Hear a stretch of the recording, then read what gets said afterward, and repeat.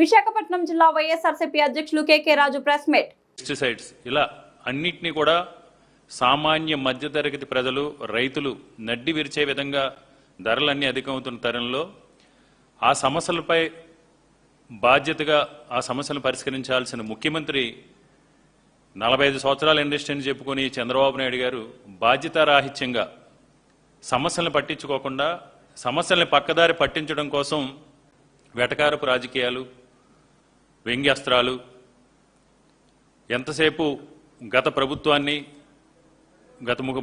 మాజీ ముఖ్యమంత్రి జగన్మోహన్ రెడ్డి గారిని నిందించడం, వారిపై నింద వేయటం కోసం సినిమా ఆర్టిస్టులాగా ఎన్టీ రామారావు గారు నటుడై రాజకీయాల్లోకి వస్తే ఈయన రాజకీయాల నుంచి ఈరోజు నటుడిగా మారే పరిస్థితులు చూస్తున్నాం.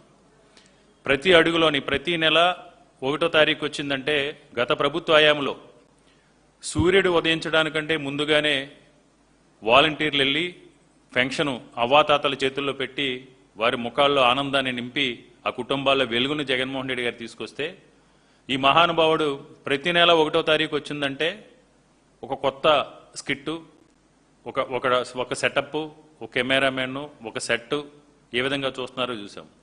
ఒక నెల ఒక కిల్లి బడ్డీకి వెళ్తారు. ఆ కిల్లి బడ్డీకి ఈయనకి వెళ్ళే సమయంలో ఆ రోడ్డు మొత్తం ఖాళీ చేసి జనాలు ఎవరో లేకుండా చేస్తారు. ఇంకొక రోజు చెప్పుల షాప్కి వెళ్తారు.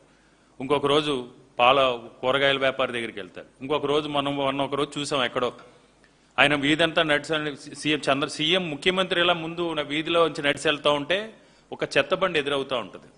అంటే ఇవన్నీ కూడా ఆయనకున్న సినీ పరిచయాలతో చేతగాక, ఈ రాష్ట్రాన్ని పరిపాలించడం చేతగాక, ఎన్నికలకు ముందు ఇచ్చిన సూపర్ 6, సూపర్ 7 హామీలు ఇవేటిని కూడా అమలు చేయలేక, ఎన్నికల ముందు ఏ విధంగా అయితే అబద్ధాలతో, అసత్యాలతో ప్రజల్లో ఉన్న ఆశావాదాన్ని అవకాశంగా తీసుకుని ప్రజల్ని మభ్యపెట్టి మోసగించి అధికారంలోకి వచ్చిన తర్వాత కూడా అదే అబద్ధాలు, అదే అసత్యాలతో, అదే మోసపూరిత ప్రకటనలతో, పబ్లిసిటీ పిచ్చితో, పబ్లిసిటీ పీక్స్, పెర్ఫార్మెన్స్ వీక్లా ఈరోజు చంద్రబాబు నాయుడు యొక్క పరిపాలన సాగుతూ ఉంది.